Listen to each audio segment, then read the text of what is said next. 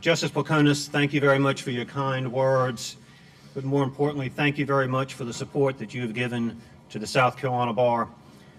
Marvin, could you come up here for a minute, please? Let me take this opportunity, if I could please, to say a few words about Marvin Quattlebaum. I first met Marvin in the fall of 1988. Both of us took Professor Howard Stravitz's federal practice class at USC Law School. I have three specific impressions of Marvin from that time. My first impression was that Marvin was very, very smart. My second impression my second impression from that time was that Marvin was essentially a teacher's pet. He sat in the front row of the classroom, which I noticed he was doing here today. He raised his hand at all the questions that Professor Stravitz asked. He was a gunner.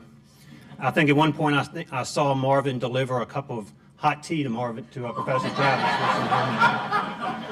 He essentially sucked up to Professor Stravitz the entire 50 minutes of the class. You all know the kind of law student I'm referring to. It was quite disgusting. My third impression of Marvin as I got to know him that semester was that he was a leader.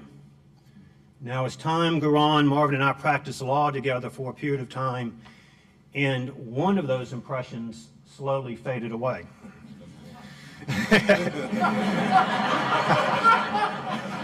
Fortunately for Marvin, he continued to be very smart. And more importantly, and fortunately for us, Marvin continued to be a leader. This bar has been made better because of Marvin Quattlebaum's steady leadership. Marvin spoke about joining the ranks of the past presidents. And you know, we call them past presidents, but really what we look to them for is current leadership.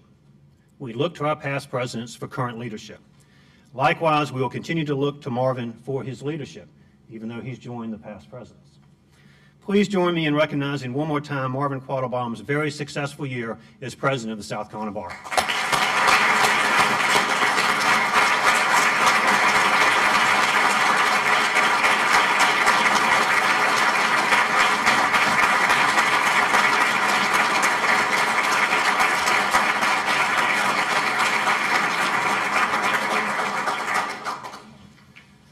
And there he goes back to the front row again.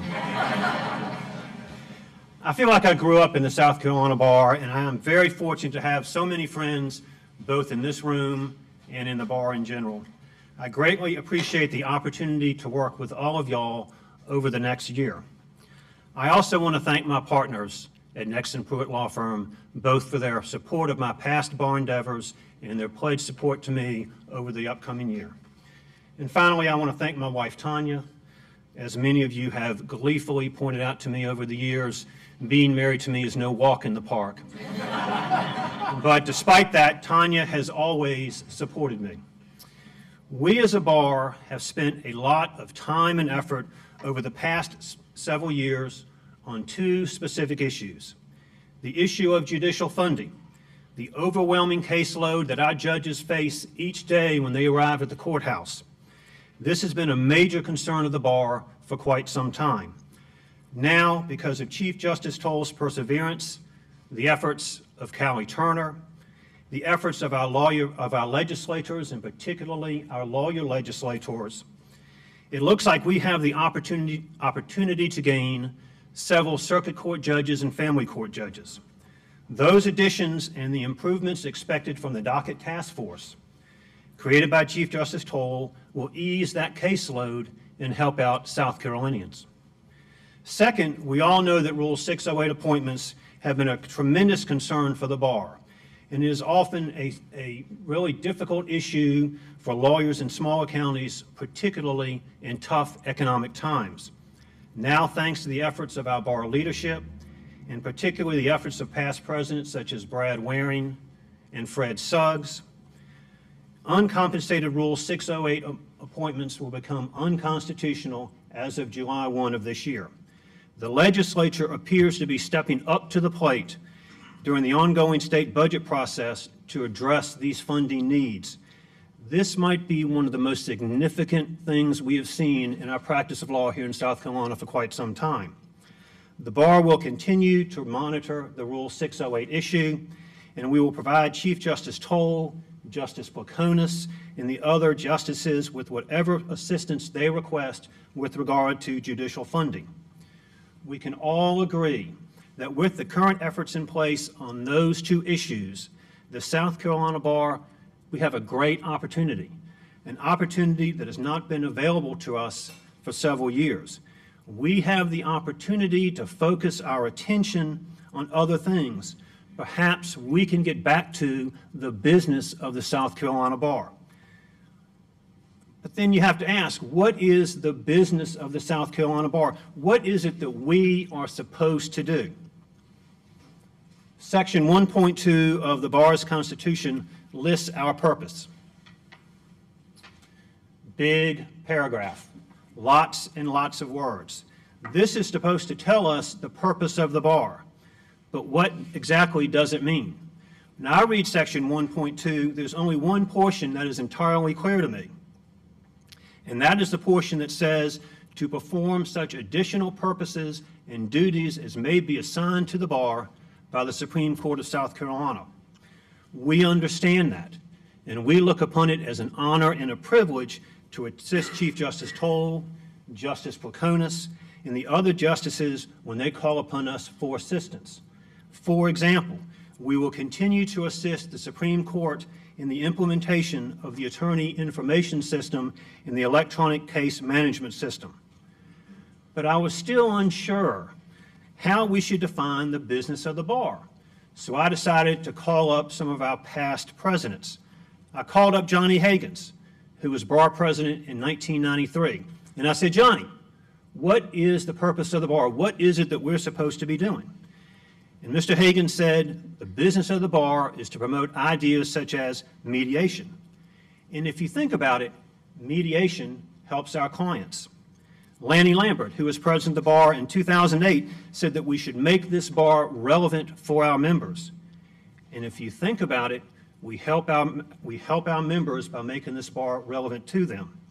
Dewey Oxner, who was president in 2001, said that the business of the bar is to promote mentoring and professionalism. And if you think about it, by promoting mentoring and professionalism, we make our members better lawyers. Betsy Gray, who was president in 2002, believes, like Marvin, that the bar should stress the independence of our judiciary. And if you think about it, we help South Carolinians by explaining to them the importance of an independent judiciary. Finally, I.S. Levy Johnson, who was bar president in 1985, believes the business of the bar should include pro bono. And if you think about it, by promoting pro bono, we help out South Carolinians. It occurred to me that these and other ideas, whether it be pro bono, mentoring, professionalism, and independent judiciary, either help South Carolina lawyers or helps out South Carolinians. So essentially what our past presidents are telling us, what our current leaders are telling us, is that the business of the South Carolina Bar is to help out South Carolina attorneys and to help South Carolinians. In that regard, in this upcoming bar year, we will be undertaking projects to assist those two specific purposes.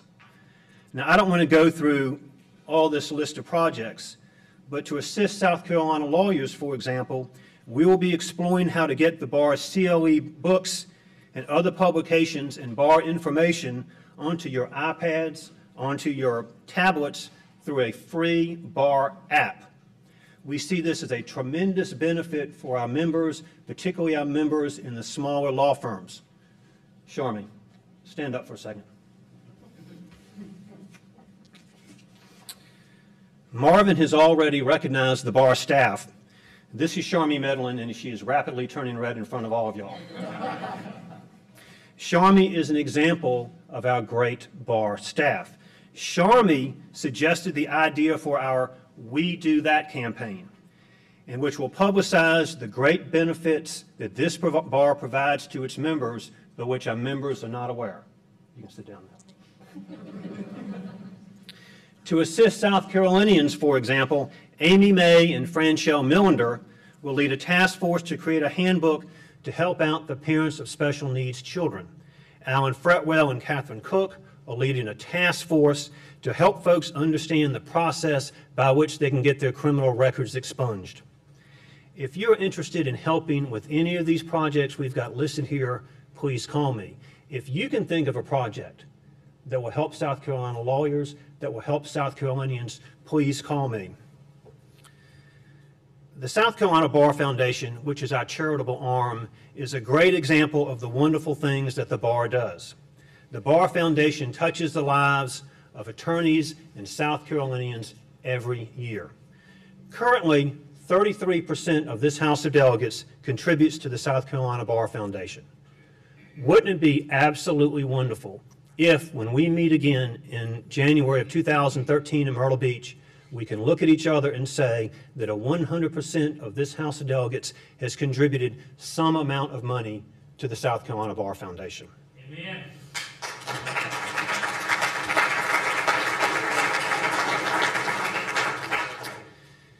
This thing that we do, this practice of law, it is not a job. The practice of law is a profession. And in this profession of law, more is expected of us. We are held to higher standards. We also have obligations. We have obligations to each other as attorneys.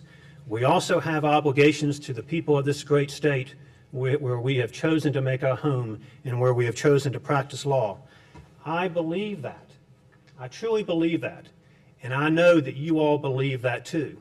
And the way I know that you all believe that is because you all are sitting here right now, today, supporting the South Carolina Bar, instead of sitting in your offices or spending time with your family. As members of the House of Delegates, you are the soul of the South Carolina Bar.